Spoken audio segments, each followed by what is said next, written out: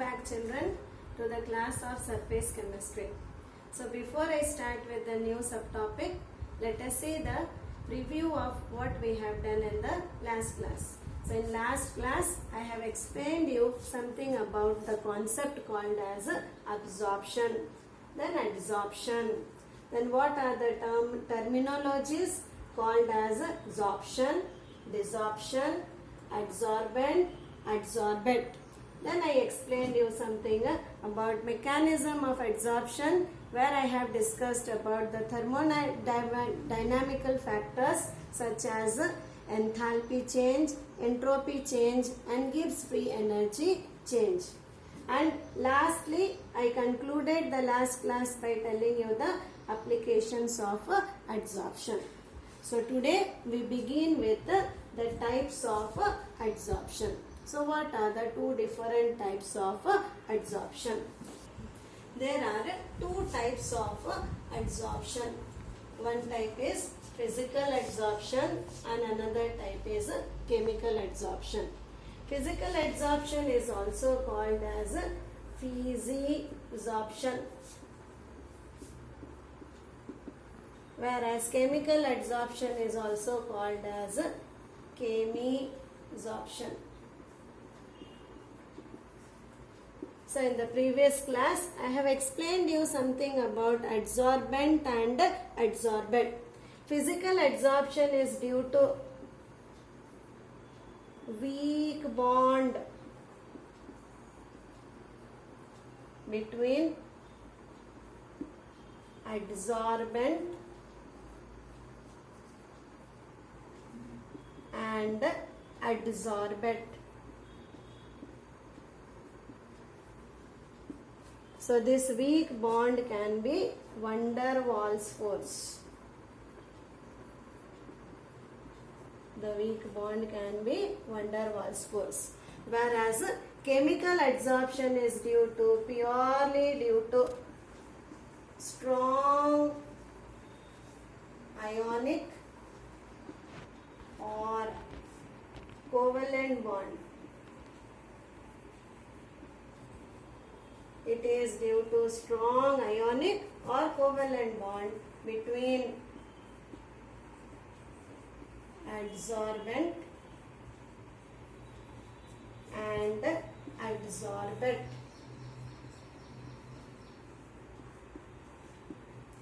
Physical adsorption is not specific. Like any type of adsorbent can settle on the surface, any type of adsorbate can settle on the surface of adsorbent, but it is highly specific. There is strong bond required, attractive force required between the adsorbent and adsorbate. It is a reversible process. Physical adsorption is a reversible process, whereas chemical adsorption is irreversible process. Once the adsorption is taken place, till the new chemical is formed, there will be no desorption in case of chemical adsorption. In physical adsorption, the enthalpy change or enthalpy of adsorption is only 20 to 40 kilojoules per mole. So in the previous class I have told you what is meant by enthalpy of adsorption. It is the heat liberated when 1 mole of molecular species is adsorbing on the surface of adsorbent. Whereas in chemical adsorption the enthalpy change is very high. It is 82 to 40 kilojoules per mole in case of chemical adsorption. Physical adsorption is favored by low temperature, whereas chemical adsorption is favored by high temperature. Then going to next factor, pressure also plays an important role in the process of adsorption. Physical adsorption is favored by, it is favored by high pressure, but the chemical adsorption is favored by low pressure. And the next important point of difference is, in physical adsorption, multi-layer formation can be seen. Multi-layer formation can be seen, that is, over the surface, one layer, even when the one layer is over and we increase the pressure, another layer can get adsorbed. Like this, multi-layer formation can be seen. But in chemical adsorption, there is only unilayer formation. That is, only there will be force of attraction between the adsorbent and the adsorbent. Unilayer formation. Then, easily liquefying gas. Easily liquefying gas can adsorb faster.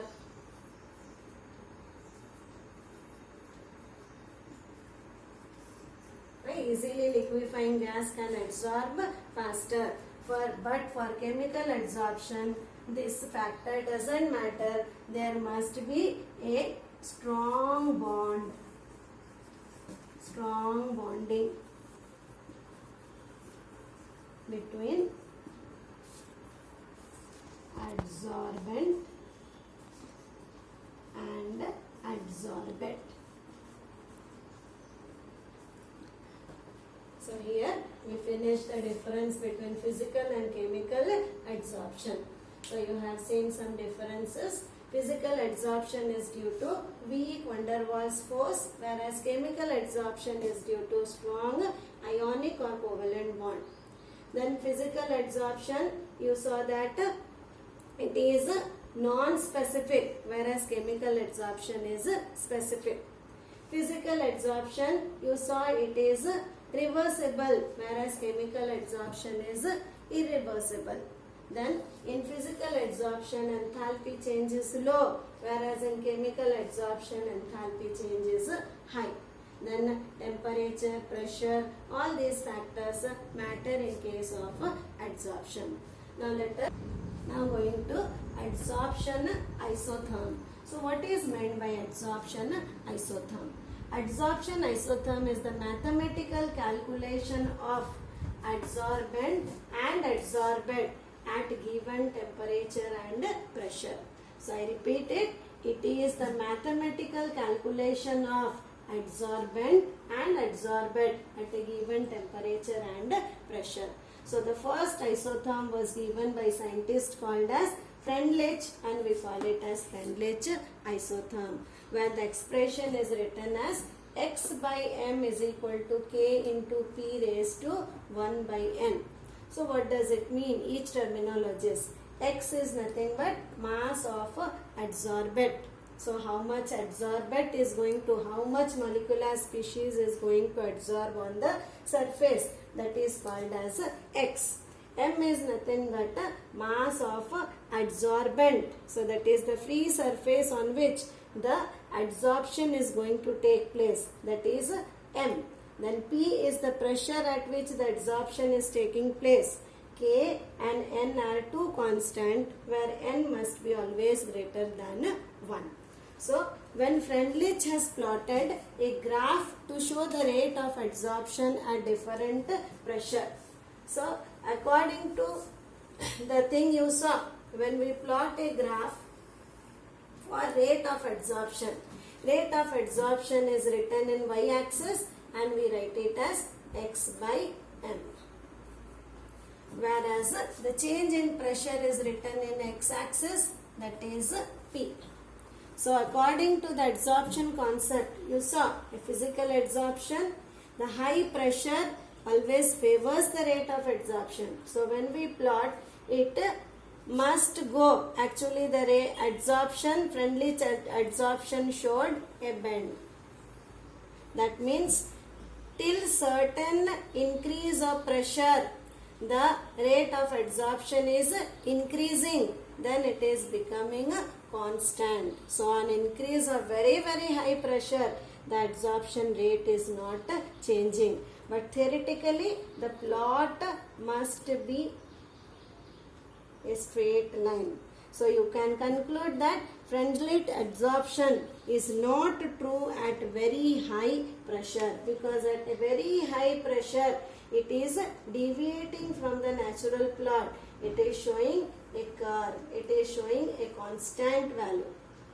So on applying logarithm to the Freundlich isotherm, the rate of adsorption can be written as log of x by m, whereas the pressure can be written as log P.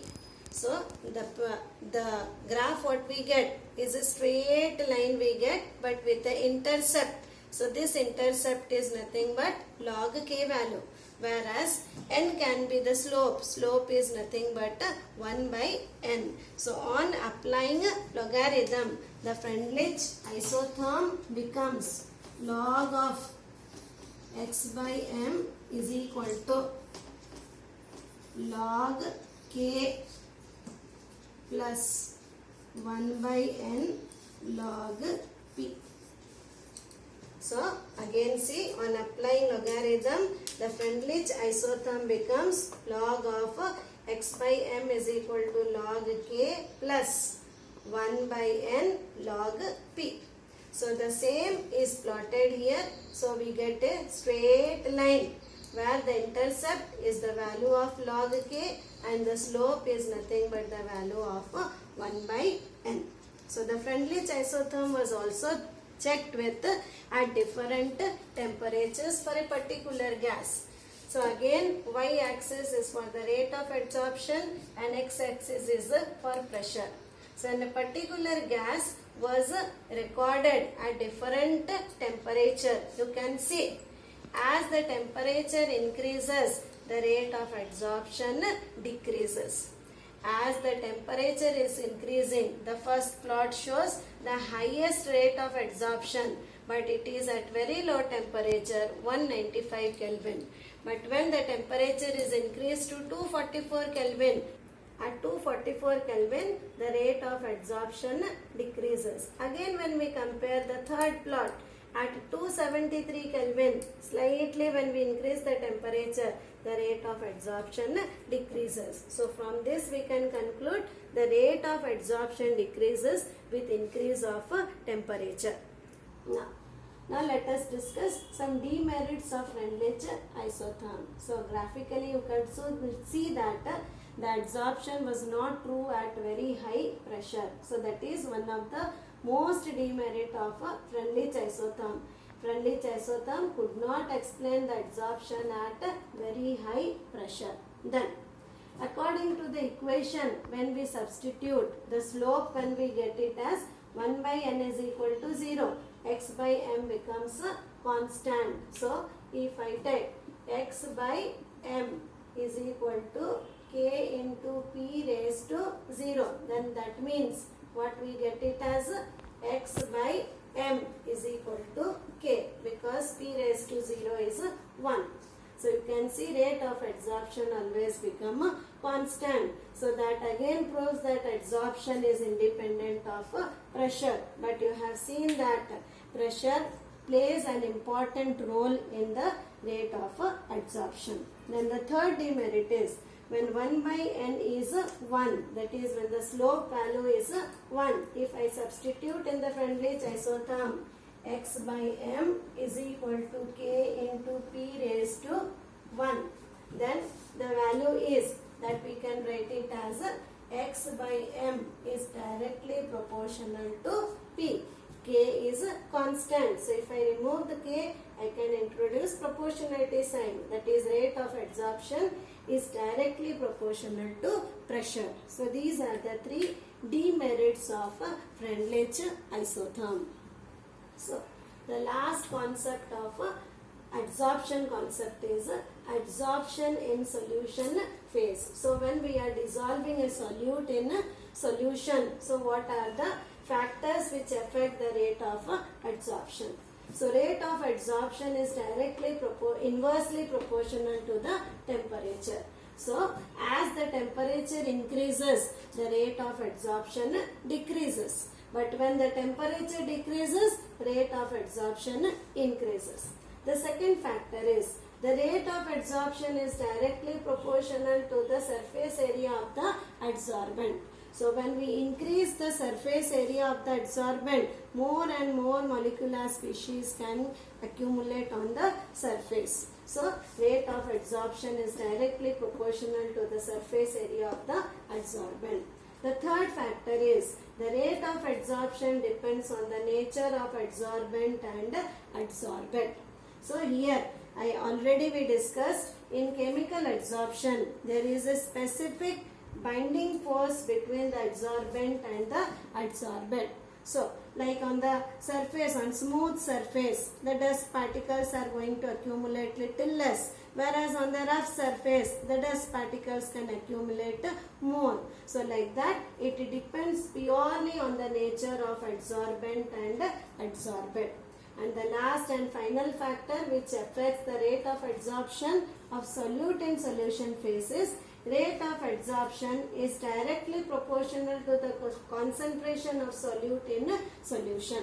So if I am going to dissolve more and more solute in the solution, rate of adsorption is going to be more on the surface. But when the solution is dilute, the rate of adsorption is going to be less. So in case of concentration of solution, we do not consider the pressure factor. So we replace the Freundlich isotherm as log of x by m is equal to log k plus 1 by n log c. So pressure factor is replaced by the concentration of a solute. So all are the concepts which we discussed in 2 classes about the first part of surface chemistry, that is adsorption. So the next class will be on catalysis.